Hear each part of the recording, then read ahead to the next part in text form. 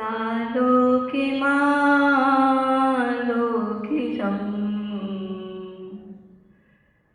साक्षानेन यथा स्वयं करतले रेखात्रयं साङ्गुले रागद्वेषभयामयान्तिकचिरा लोलं सदा लङ्घ्यो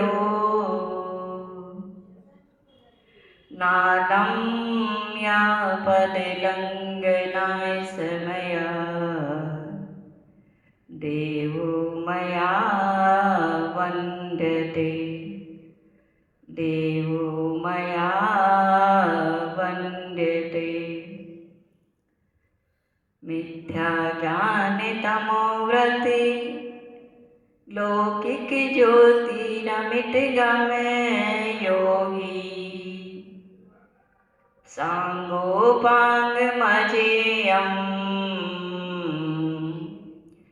जेनं वचनं सदा वन्दे जेनं वचनं सदा वन्दे निलय रत्न त्रय की हो क्षमा गुण की अवधारी सुवासित करे लिया जीवन दया गुण की लगा क्यारी चुनरिया ओढ़ संयम की चुनरिया ओढ़ संयम की जीवन उन्नति बनाया है विशुद्ध मति मात के चरणों शीश अपना झुकाया है विशुद्ध मति मात के चरणों शीश अपना झुकाया है विज्ञ मति मात के चरणों शीश अपना झुकाया है। जय बोले देवादिदेव गजानन आदि ब्रह्मा श्री आदिनाथ भगवान की देवादिदेव गजानन मोनाय श्री शांतिनाथ भगवान की उपसर्ग विजेता देवादिदेव गजानन श्री पार्श्वनाथ भगवान की वर्तमान शासन देवादिदेव गजानन श्री महावीर भगवान की 24 तीर्थंकर भगवान की अनंतानंत सिद्ध परमेष्टि भगवान की द्वाल श्याममय जिनवाणी माता की परम पूजनीय गिरनार गौरव आचार्य परमेष्टि आचार्य श्री निर्मल सागर जी महाराज जी की परम पूजनीय सिद्धांत भारत गौरव गणनी आर्यकवा विशुद्ध मती माता जी की परम पुण्य सिद्धांत वाणी प्रज्ञावती पट्टगणी हरिका विज्ञमती माता जी की अहिंसामय विश्व धर्म की परम पूजा माता जी की हरिका संघ की सर्वप्रथम जो मंच सूनापन लग रहा है ऐसी युगल माता जी के पावन श्री चरणों में मन वचन का से वंदन अभिनंदन नमन मंचासीन युगल स्नेही आर्यका माता जी उपस्थित धर्म प्रेमी भव्यात्माओं क्योंकि कहा जाता है प्रवचन के लगा बड़ा टेंट 2-4 प्रेजेंट बाकी सभी एब्सेंट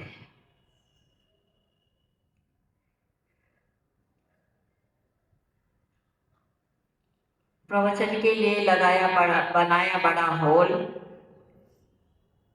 2-4 का वही माहौल बाकी सभी गोल कोई बात नहीं बड़े बड़े नगर होते हैं सिटियां होती है शहर होते हैं लेकिन सारे जहाँ जहाँ समाव शरण जाता है, सारे समाव शरण में नहीं जाते। जितने श्रावक हैं उतने सारे पीछीधारी नहीं है, क्योंकि सारे पीछीधारी बन जाएंगे तो लोगों का कहना भी होता है कि हार कौन देगा। लेकिन ऐसी बातें वो ही करते हैं जिनके चारित्र मोहिनी कर्म का तीव्र उदय होता है। जिसके चारित्र मोहिनी कर्म का उपशम होता है, क्षयोपशम होता है, बस सोचता है कि अरे एक परिवार छूटेगा तो सारी दुनिया परिवार बन जाएगी, एक घर छूटेगा तो अच्छी से अच्छी श्रावक लोग धर्मशाला बना के देंगे, एक जगह का भोजन छूटेगा तो हजारों श्रावक द्वारा प्रेक्षण करेंगे, सह सम्मान बुलाएंगे, खुद कम खाएंगे लेकिन मुझे ज्यादा खिलाएंगे। सोच की बात होती है, विचारधाराओं की बात होती है, कल्पनाओं के महल सिंचन करके इंसान न जाने अपने को कौन सी गति का पात्र बना लेता है। क्योंकि आज कर्मों की विचित्र गति देखने में आ रही है कि संसार में आज तक हम क्यों रुल रहे हैं, संसार में अभी तक क्यों परिभ्रमण कर रहे हैं, चाहे नीचे बैठने वाले हो और चाहे ऊपर बैठने वाले हो, चाहे रंगीन वस्त्रधारी हो चाहे श्वेत वस्त्रधारी हो और चाहे निर्ग्रंथ मुद्रा ही क्यों न हो, इस भवाब्दी का अंत क्यों नहीं आया? इसका कारण यह है कि हम अभी आठों कर्मों के साथ में इस संसार में गुजर रहे हैं। इस संसार का अंत करने के लिए, इस संसार का दहन करने के लिए हमें नीचे से उठना पड़ेगा, क्योंकि कहा गया है कि पंचम काल मुंडावसर्पणी काल का पंचम काल है। हीन सहनन वैसे ही पंचम काल में होते हैं और आज तो पंचम काल के आगे मुंडा शब्द लगा है। जो कार्य नहीं होने लायक होते हैं वो कार्य मुंडावसर्पणी काल में होते हैं। विचित्र विचित्र लीलाएं देखने को मिली है कि तीर्थंकर 24 होते हैं, वो चौथे काल में ही जन्म लेते हैं। लेकिन आज भगवान आदिनाथ का जन्म कौन से काल में हुआ? तीसरे काल में हुआ। मोक्ष कब गए? तीसरे काल में मोक्ष चले गए। और उनके भरत बाहुबली यानी कामदेव और चक्रवर्ती भी तीसरे काल में मोक्ष चले गए। ये क्या है? मुंडावसर्पणी काल का प्रभाव। तीर्थंकरों के पुत्रियां नहीं होती हैं, इसका प्रभाव मुंडावसर्पणी काल का प्रभाव। लेकिन मान के चलिए मुंडावसर्पणी काल के प्रभाव में भी आज इस पंचम काल में धर्म है, धर्मात्मा है, देव शास्त्र गुरु का सानिध्य मिला है। आगम के पृष्ठों पर लिखा है, श्रेणी चरित्र हस्त लिखित में पढ़ लेना, कि जो पंचम काल में दीक्षा लेगा, साधु बनेगा, वह आने वाले चौथे काल में जब तीर्थंकरों का अवतार होगा तो जिन उपजे तहते अवतरे कर्म काट शिव रमणी परे। जब जिनेन्द्र भगवान का जन्म होगा वो पंचम काल के हीन सहनन के धारी साधु जैसी भी परिस्थितियां हैं उनको प्रतिकूल नहीं अनुकूल समझ करके सहन करते हैं, वह आने वाले चौथे काल में नियम से मोक्ष में जाएंगे। मुंडावसर्पणी काल का प्रभाव है, क्योंकि ऐसी दयनीय यानी दयनीय कहें या आज के जमाने में जो श्रावक ये एयर कंडीशन में रहने वाला हो गया, साधनों के माध्यम से जीने वाला हो गया, साधना में नहीं। पहले का श्रावक साधना में जीता था और आज का श्रावक साधनों में जी रहा है। पहले का श्रावक भावना में जीता था, आज का श्रावक भवनों में जी रहा है।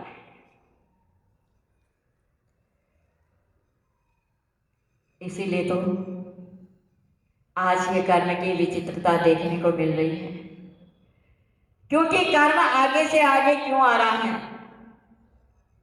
आचार्य वादिराज मुनिराज कहते हैं कि हे संसारी प्राणी, तू प्रतिदिन मंदिर जाता है, तू रोजाना अभिषेक करता है, तू रोजाना पूजा भी करता है,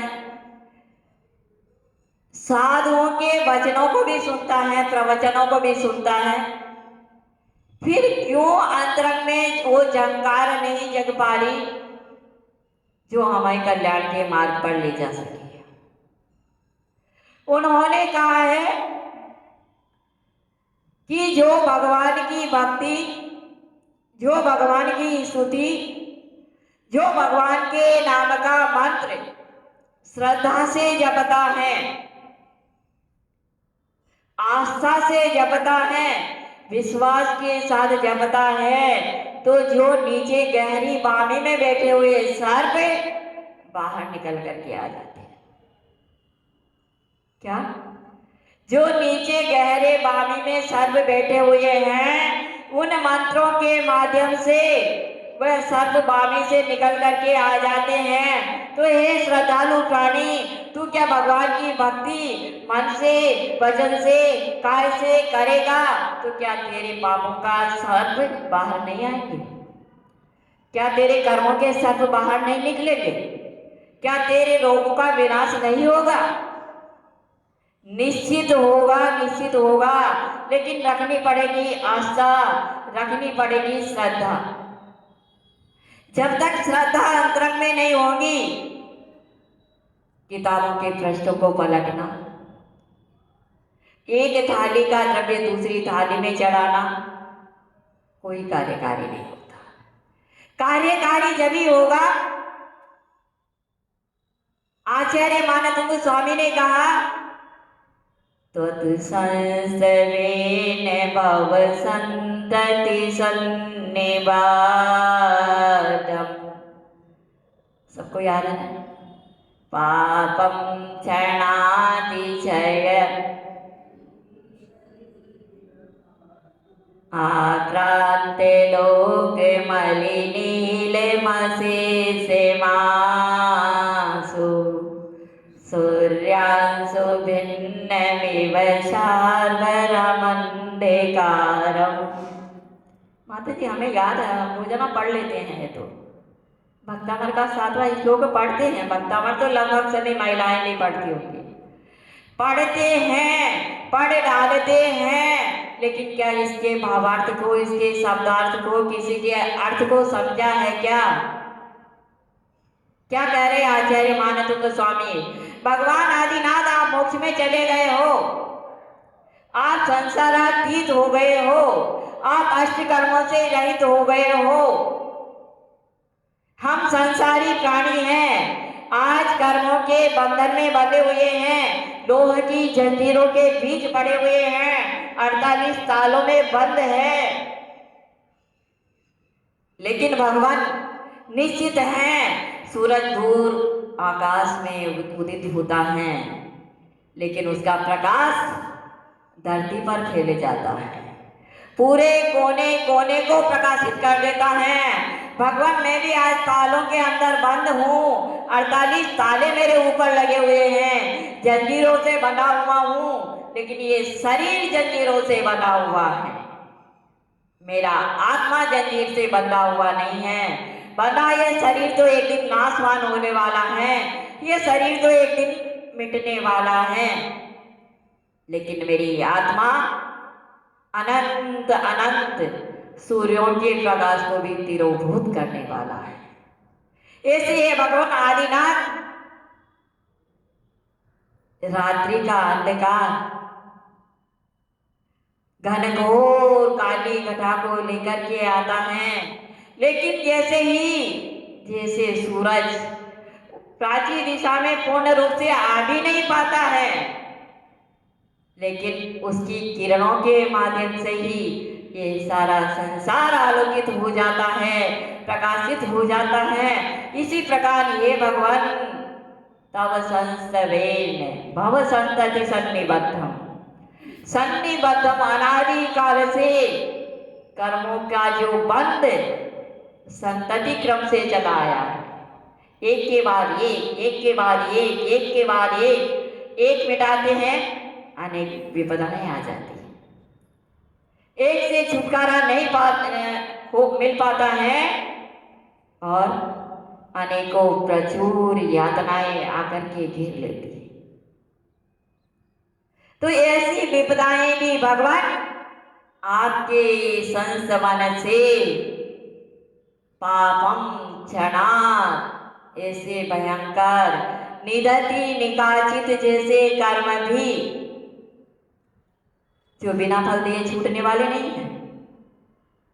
आपके यहाँ बहुत साधु आते हैं, सुनते होंगे आप कि कर्म भी बहुत प्रकार के होते हैं, 1 प्रकार 2 प्रकार 4 प्रकार 8 प्रकार, संख्यात भेद असंख्यात भेद और अनंत भेद। और उसमें मुख्य में निदति निकाचित कर्म ऐसे हैं जो बिना फल दिए नहीं छूटेंगे। लेकिन जो निदति निकाचित कर्म भी हे भगवान आपकी स्तुति से छूट जाया करते हैं, जिसे जटिल बताया है। देखा होगा कभी आपने मंदिर जा रहे हैं और मंदिर जाते जाते परिणामों की निरंतर विशुद्धि चल रही है, मैं भगवान के दर्शन करूंगा, लेकिन कर्म का उदय आया, कर्म की ठोकर लगी, जरा सी एहसास होकर के रह गई। वो क्या हुआ? परिणामों की विशुद्धि थी, जिनेंद्र भगवान के दर्शन की लगन थी, तो एहसास होके रह गया, क्योंकि जिनेंद्र भगवान से पापम क्षणाति क्षयमुपेति शरीर भाजाम, इस संसारी प्राणी के पाप भगवान आपके स्मरण से, आपकी स्तुति से, आपके गुणानुवाद करने से, आपकी आराधना और उपासना करने से क्षणात यानी क्षण भर में क्षयमुपेति, क्षय को प्राप्त हो जाते हैं। कोई शक्य नहीं है, कोई शंका वाली बात नहीं है। निशंक होकर के भगवान की स्तुति कीजिए, निशंक होकर के, क्योंकि कहा है भक्ति करते हैं, लेकिन भक्ति से कर्म नहीं कटेंगे। भक्ति में जो आह्लाद बना होगा,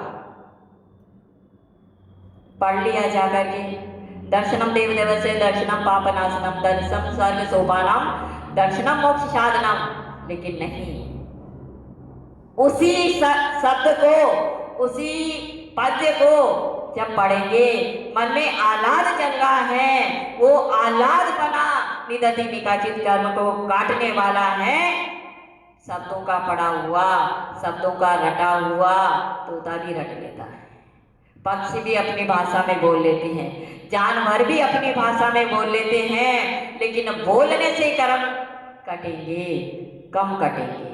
और जो जिसमें आह्लाद बना होगा, उससे कर्मों के बंधन वैसे ही ढीले हो जाएंगे जैसे जंगल में चंदन के वृक्ष लगे हुए हैं और उस पर सर्प लिपट जाते हैं, लेकिन कैसे ढीले होते हैं? बहु विपदाएं प्रबल वेग से करे सामना यदि परिपूर।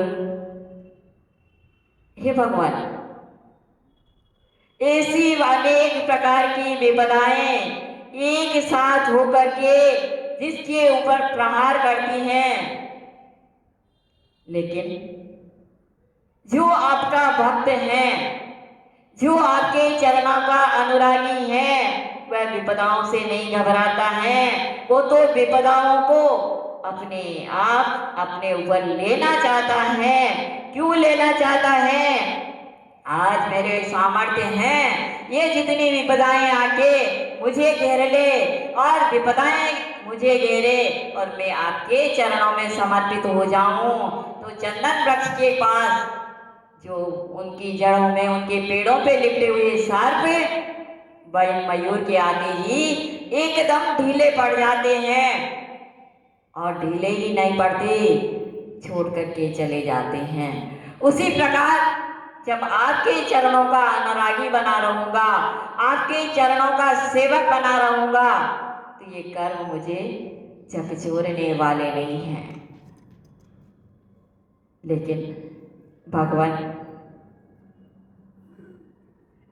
जो आता है, जो माइक पकड़ता है, जो प्रवचन देता है, वो एक ही बात कहता है। क्या भगवान हम संसारी प्राणी पर किसी को दया नहीं आती कि संसार की सुख सुविधा, घर की सुख सुविधा छोड़ करके कैसे इस रणभूमि में, किस इस धर्म भूमि में आ सकते हैं। लेकिन जो ऐसी विचारधाराएं रखते हैं, जो ऐसी मानसिक चिंतन करते हैं, वह निश्चय से समझिए कि कर्मों के परिपाक से उनको अभी क्षण भर भी डर नहीं है। वो ये सोचते हैं कि मैं सुखी हूं, लेकिन सुखी नहीं, सुखाभास है। आज देखिए संसार में प्राणी न जाने सुबह से शाम तक कोलू की बेल की तरह यहां से वहां, वहां से यहां दौड़ता रहता है, लेकिन सेकंड भर की चैन नहीं है। किसी के खाने वाला है तो उसके अनाज नहीं है, और जिसके अनाज हैं तो खाने वाला नहीं है।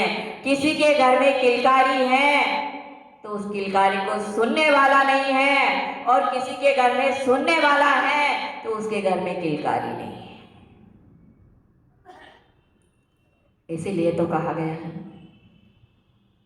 मैंने जग की अजब तस्वीर देखी, एक हंसता है 10 रोते हैं।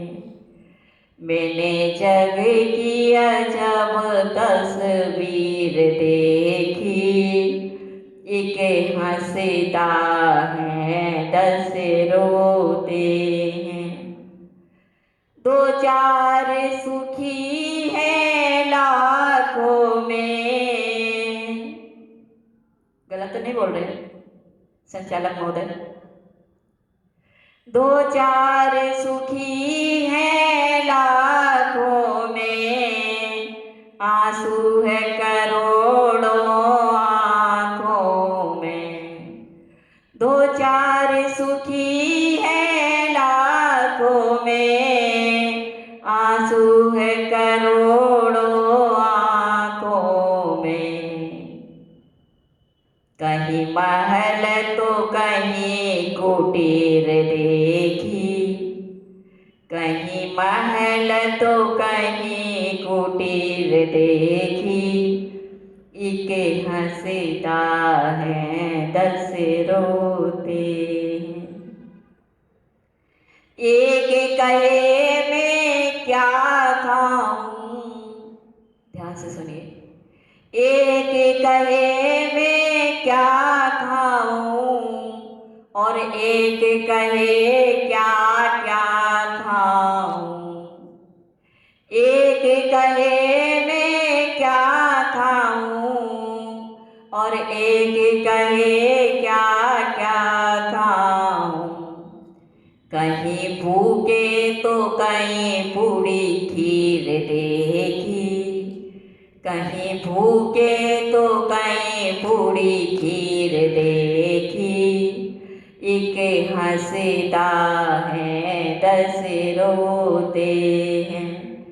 मैंने जग की अजब तस्वीर देखी, कहीं हंसता एक हंसता है 10 रोते हैं। सच बोले प्रभु तेरी क्या माया। जब चारा नहीं दिखते हैं ना तो प्रभु को दोष देते हैं, लेकिन प्रभु दोषी नहीं है, प्रभु निर्दोषी है। प्रभु रागी नहीं है, प्रभु बीत रागी हैं। वो किन किन रागियों की सुने? एक ही सुने, सबकी सुने? अरे वो राग उनके पास होता तो वो भी संसार से मुक्त नहीं हो पाते। उन्होंने राग को छोड़ा, देश को छोड़ा तो मुक्त हो गए। तो क्या कहा? सच बोले प्रभु तेरी क्या माया, तेरा खेल समझ में ना आया। सच बोले प्रभु तेरी क्या माया, तेरा खेल समझ में ना आया। जब संसारी प्राणी दुखों से आलिप्त हो जाता है तो कहता, देख पड़ोसी कितना पाप कर रहा है फिर भी सुखी है, और मैं कितना धर्म कर रहा हूं फिर भी दुखी हूं। अरे भाई तू दुखी क्यों है? तू धर्म आज कर रहा है, यदि पहले भी धर्म करता, दुख में सुमरण सब करे सुख में करे न कोई, जो सुख में सुमरण करे तो दुख आए तो कोई। पहले भी यदि सुख में भी तू प्रभु का भजन करता तो आज तू दुखी नहीं होता। उसने पहले पुण्य किया है तो आज उस पुण्य को भोग रहा है पाप करते हुए भी, और तूने पहले पुण्य किया है लेकिन आज पहले पाप किया है, उस पाप का फल तू आज भोग रहा है। यदि तू पहले भी पुण्य करता तो आज जैसे पुण्य कर रहा है वो पुण्य में पुण्य बढ़ता जाता, तेरे दुख दहरी पर नहीं आते। जो आते साइड से होकर के निकल जाते, लेकिन तूने इतना पाप कर लिया, उस पाप का विपाक तो आएगा ही सही। उस विपाक को तुझे ही भोगना पड़ेगा, चाहे सच्चे मन से भोग और चाहे दुखी मन से भोग, भोगना तुझे ही पड़ेगा। जब तक इसका विपाक काल नहीं निकलेगा तब तक टंकी में गंदा पानी भरा है, उसको पलटने के लिए पुरुषार्थ करना पड़ेगा। धीरे धीरे निकालोगे नल के माध्यम से, टोटी के माध्यम से, तो समय लगेगा। उसको ऊपर जा करके किसी बर्तन के माध्यम से निकालोगे कम समय लगेगा, बाल्टी के माध्यम से निकालोगे और कम समय लगेगा, और उसे उठा करके उल्टी कर दोगे तो चंद क्षणों में उस पाप से निजात पा जाओगे, छुटकारा पा जाओगे। और जैसे ही पाप से निपटारा हुआ तो आपका पुण्य का बैलेंस, क्योंकि उसमें पुण्य का पानी भर जाएगा, तो जो गंदा पानी था वो गंदा पानी हट गया तो पानी कौन सा आएगा? स्वच्छ पानी आएगा, साफ पानी आएगा। कुछ पंक्तियां जरूर कहूंगी, क्योंकि आज वो जो देखते हैं कि व्यक्ति के पास बिल्कुल समय नहीं है, न खाने का समय है, न सोने का समय है, न परिवार वाले बच्चों से बातचीत करने का समय है। क्योंकि आज जितनी भी महिलाएं हैं वो चाहती हैं बच्चे हॉस्टल में रहें, हम फ्री रहें। माता पिता को बच्चों को माता पिता का प्यार नहीं मिल पाता है, और माता पिता की सेवा बुढ़ापे में बच्चे नहीं कर पाते हैं। कारण क्या है इसका? हम जब तक बच्चों को प्यार नहीं देंगे, बच्चे हमारी सेवा कहां से करेंगे? सर्विस करते हैं, किराएदार की महिलाएं रख देते हैं, क्या वह माँ का रोल अदा कर पाएगी? जब संतान को उपेक्षा की दृष्टि से देखा जाएगा तो संतान आने वाले समय में आपको उपेक्षा की दृष्टि से देखेगी।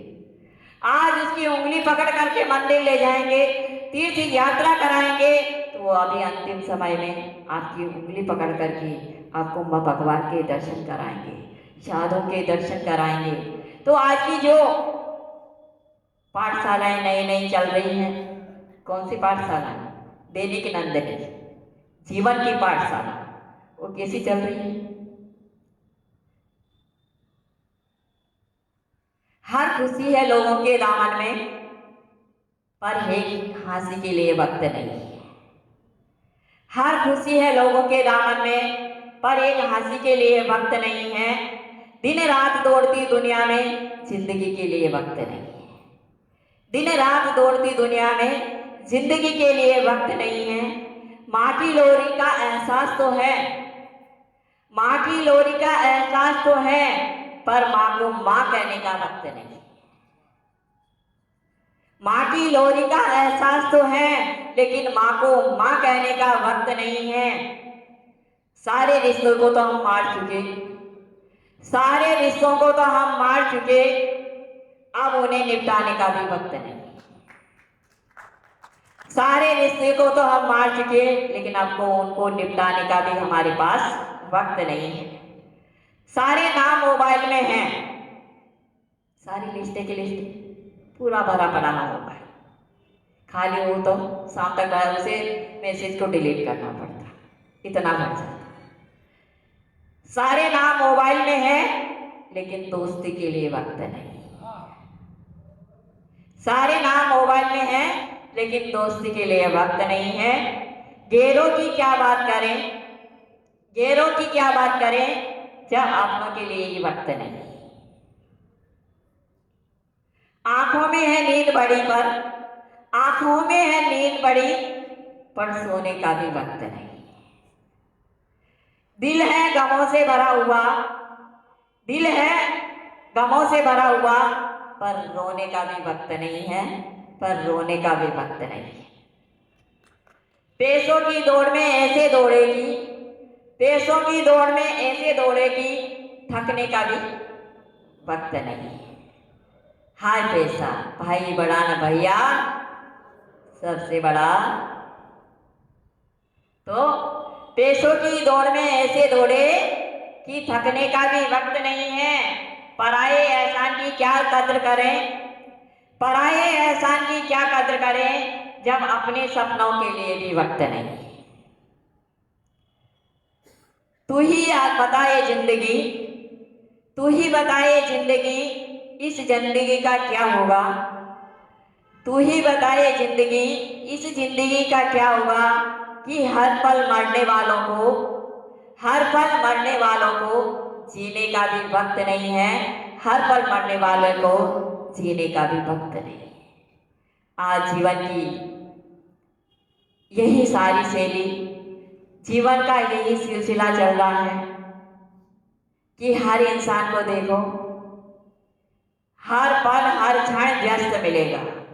किसी को एक सेकंड का टाइम नहीं है, किसी का समय गाड़ी में, तो किसी का समय मोबाइल में, किसी का किटी पार्टी में, तो किसी का मूवी देखने में। यानी किसी को एक सेकंड की फुर्सत नहीं है। लेकिन याद रख लेना कि ये जीवन कुछ भरोसा नहीं है, और भरोसा है तो आप लोगों को हो सकता है, आगरा वालों को। हमारा आगम तो ये कहता है कि जो श्वास अंदर गई वो लौट के वापस आएगी कि नहीं आएगी।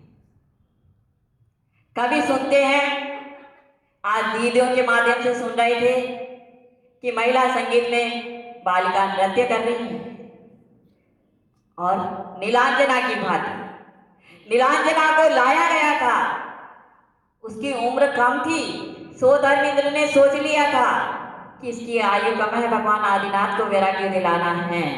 लेकिन उस बालिका को पता था क्या, जो अभी 18, 20, 22 साल की बालिका, दीदियों ने बताया कि देखो क्या संसार का रिवाज है, क्या रीति है, क्या इस जीवन का भरोसा है। सूरज निकलता तो तय होता है कि प्रातः काल भी होगा, दोपहर भी होगा, संध्या भी होगी, लेकिन इस जीवन का प्रातः होगा, मध्याह्न होगी, बुढ़ापा आएगा कि नहीं आएगा, कुछ भरोसा नहीं है।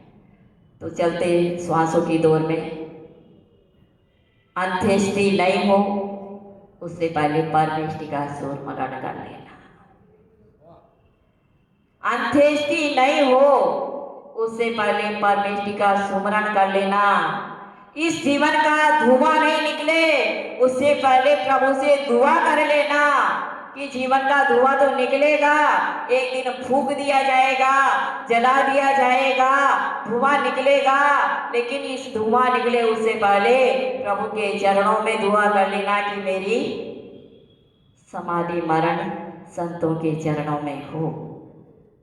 तो संतों के चरणों में समाधि मरण करने के लिए जीवन को थोड़ा परिवर्तन करना पड़ेगा, विचारधाराओं को परिवर्तित करना पड़ेगा, संकल्प करना पड़ेगा और मन में उत्साह को द्विगुणित करते हुए, कोई बड़ी बात नहीं है, हम भी आप जैसे माहौल से ही निकले हैं, जो निकलेंगे सब आप जैसे माहौल से ही निकलेंगे। तो जीवन को समुन्नत उज्जवल बनाने के लिए विचारधाराओं को परिवर्तित करें और सही मार्ग का अनुकरण करें। इन्हीं शुभभावनाओं के साथ, इन्हीं मंगल कामनाओं के साथ बोले परम पूज्य सिद्धांत भारत गौरव गणनी हरिकमा विशुद्धमती माता जी की, परम पूजनीय सिद्धांत स्वामी प्रज्ञापत्नी पट्टगण्य हरिका विज्ञवती माता जी की।